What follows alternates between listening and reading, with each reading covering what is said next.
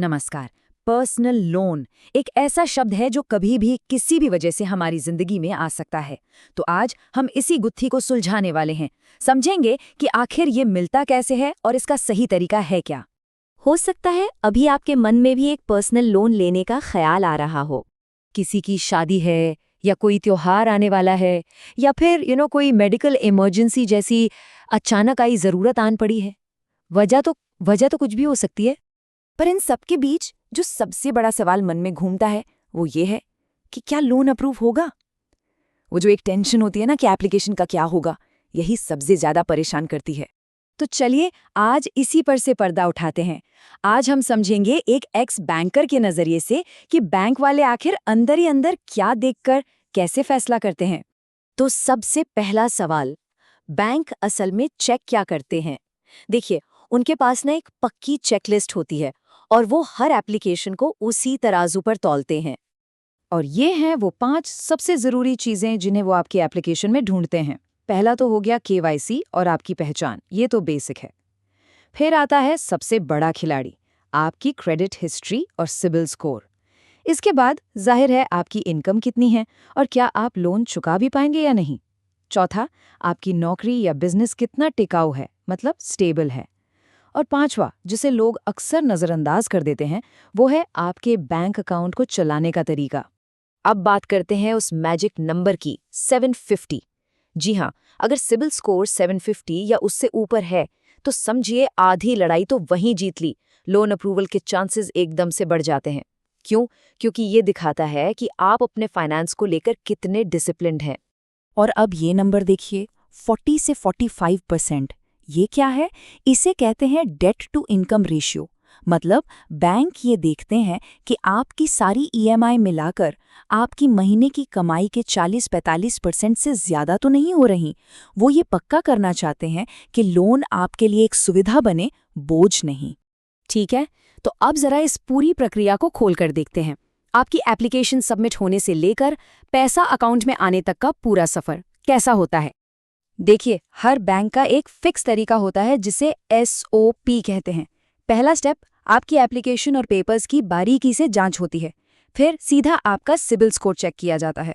तीसरे स्टेप में वो आपकी इनकम और नौकरी को वेरीफाई करते हैं, मतलब फ़ोन कॉल्स वगैरह।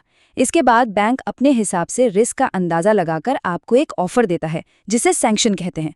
और बस एग्रीमेंट साइन किया और पैसा सीधा आपके अकाउंट में।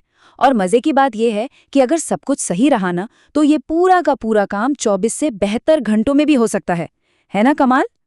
लेकिन एक डर हमेशा बना रहता है, क्या होगा अगर लोन रिजेक्ट हो गया तो अब बात करते हैं उन वजूहों की जिनके कारण अक्सर लोन एप्लीकेशंस रिजेक्ट हो जाती हैं। ये हैं वो रेड फ्लैग्स जिनसे बचना बहुत ज़रूरी है। सबसे पहले, अगर सिबिल स्कोर 650 से कम है तो ये एक बड़ी मुसीबत है। दूसरा, अगर पहले से ही बहुत सारी ईएमआई का बोझ है तो बैंक को लगता है कि आप और लोन नहीं चुका पाएंगे। बार बार नौकरी बदलना भी ठीक नहीं माना जाता क्योंकि इससे इनकम में अस्थिरता दिखती है। और हाँ, एप्लीकेशन में कोई भी गलत या आधी अधूरी जानकारी देना तो बहुत बड़ी गलती है। साथ ही आपकी क्रेडिट रिपोर्ट में कोई नेगेटिव बात लिखी हो या आपके चेक बार बार बाउंस होते हों, ये सब रिजेक्शन की पक्की वजह बन सकते हैं। तो ठीक है, रिजेक्शन की वजहें तो जान ली, पर अब डरना नहीं है, अब स्मार्ट बनना है। चलिए अब देखते हैं कि एक स्मार्ट बोरोअर यानी एक समझदार कर्जदार की प्लेबुक में क्या होता है। यहाँ देखिए, सोच का फर्क कितना बड़ा होता है। एक स्मार्ट इंसान क्या करता है, वो सारे इंटरेस्ट रेट्स और चार्जेस को कंपेयर करता है, जबकि ज्यादातर लोग सिर्फ ईएमआई देखते हैं। एक समझदार इंसान पूरा लोन अग्रीमेंट पढ़ेगा, एक एक शब्द, और पूछेगा कि कोई हिडन फीस तो नहीं है। दूसरी तरफ लोग बिना पढ़े ही साइन कर देते हैं। और सबसे अहम बात, एक स्मार्ट बोरोवर सिर्फ उतनी ही रकम लेता है जितनी की सच में जरूरत है, ना कि उतनी जितनी बैंक ऑफर कर रहा है। तो ये रही आपकी फाइनल चेकलिस्ट। लोन लेने से पहले इन बातों का ध्यान जरूर रखें। पहला, हमेशा अलग अलग लेंडर्स के ऑफर्स की तुलना करें।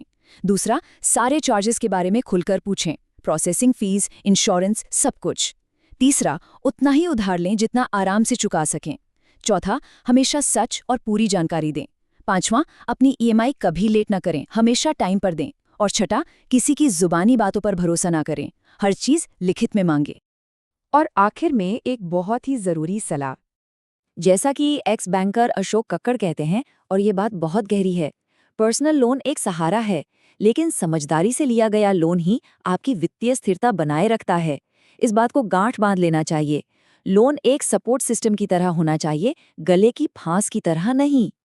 हाँ, एक और जरूरी बात, ये सारी जानकारी एक जनरल गाइडेंस के लिए है। नियम और प्रक्रियाएं बदलती रहती हैं और हर बैंक की अपनी अलग पॉलिसी हो सकती है। इसलिए कोई भी फैसला लेने से पहले उस बैंक या फाइनेंशियल इंस्टीट्यूशन से सीधे बात करके लेटेस्ट जानकारी जरूर कंफर्म कर लें।